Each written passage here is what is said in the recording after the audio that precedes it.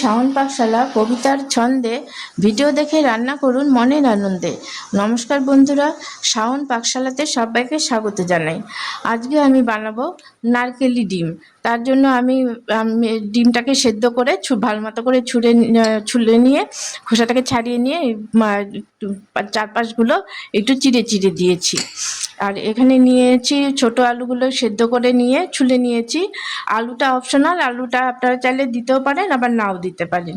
এখানে নিয়েছি পোস্ত আর চীনাবাদাম বাটা, এখানে নিয়েছি নারকোল বাটা, এখানে নিয়েছি নারকোলের দুধ। এখন আমি রান্নাটা করে নেব। নারকেলি ডিমটা করার জন্য কড়াইতে সর্ষের তেল দিয়ে দিয়েছি। তেলটা ভালো মতো গরম হয়ে গেছে। এখন আমি একটু লবণ মাখিয়ে ডিমগুলো একটু হালকা করে ভেজে নেব। আমি ডিমটা হালকা করে ভেজে তুলে নিয়েছি। এখন আমি তেলের মধ্যে দিয়ে দেবো কালো জিরে ফোড়ন। এখন আমি আলুগুলোকে একটু হালকা ভাজা ভাজা করে নেব। আমি হালকা ভাজা করে তুলে নিয়েছি। এখন এর মধ্যে দিয়ে দেবো পোস্ত আর চীনাবাদাম বাটাটা। পোস্তটা ভালো মতো করে কষানো হয়ে গেছে, তেল ছেড়ে গেছে। এখন এর মধ্যে দিয়ে দেবো নারকেল বাটাটা।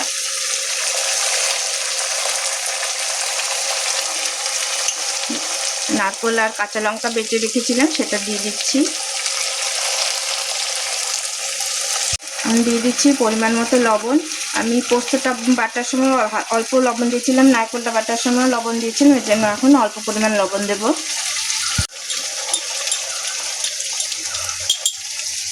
এখন আমি দিয়ে দিচ্ছি নারকেলের দুধটা।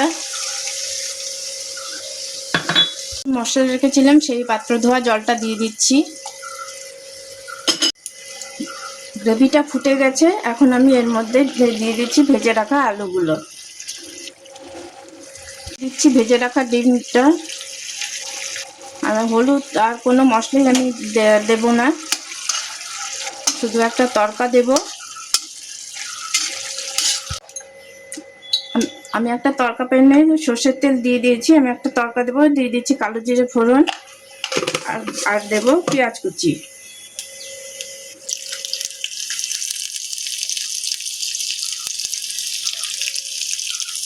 দিচ্ছি টমেটো কুচি। এখন আমি কড়াইটার মধ্যে তড়কাটা দিয়ে দেব, ঢেলে দেব। তড়কাটা ডিমের সাথে ভালো মতো করে মিশিয়ে দিয়ে দিলাম। এটা খেতে দুর্দান্ত লাগে।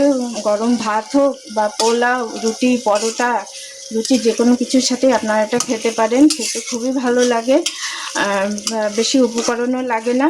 আর এটা করে খেয়ে ভালো লাগলে আমার চ্যানেলটিকে সাবস্ক্রাইব করবেন, লাইক করবেন, শেয়ার করবেন এবং কমেন্ট করে আমার পাশে থাকবেন।